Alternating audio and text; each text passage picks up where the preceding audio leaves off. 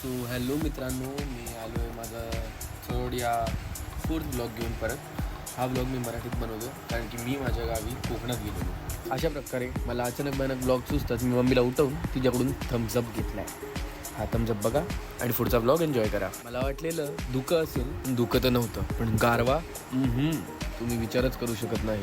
एवढं गार तर आयुष्यात कधी वाटलंच नव्हतं. मुंबईत राहतो ना, त्यामुळे अपेक्षित पण नाही.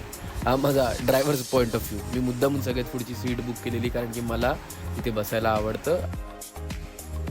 तरी आमच्या घरच्या समोरचं संडास.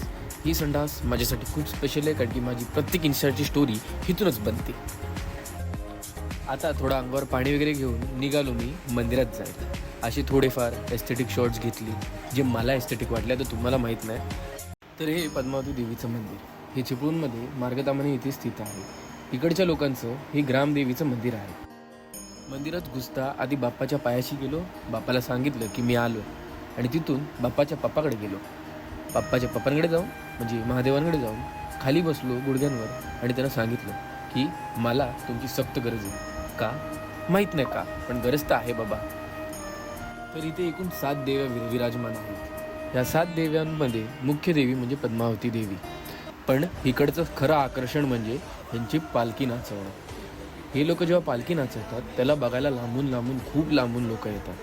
हे बघण्यात एक वेगळीच मजा आहे. ह्याची झलक तुम्ही हे बघू शकता.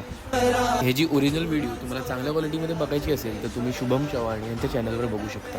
आता फुलांचे फोटो घेता मम्मी अचानक आलेली बोलली माझे पण फोटो घे. मग मी तिचे फोटो घेतले आणि आता त्या नदीच्या दुसऱ्या साईडचा मी शॉट घ्यायला गेलो. कसला तर एस्थेटिक म्हणे. पुढच्या ब्लॉगमध्ये मी माझ्या गावी चाललो. माझ्या गावी म्हणजे माझं शिंद्यांचं गाव दसपट.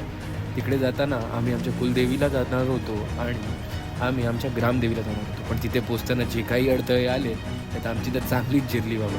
तुम्ही बघायला रेडी राहा. पुढचा ब्लॉग लगेचच येईल. तोपर्यंत सबस्क्राईब करा, लाईक करा आणि शेअर करा.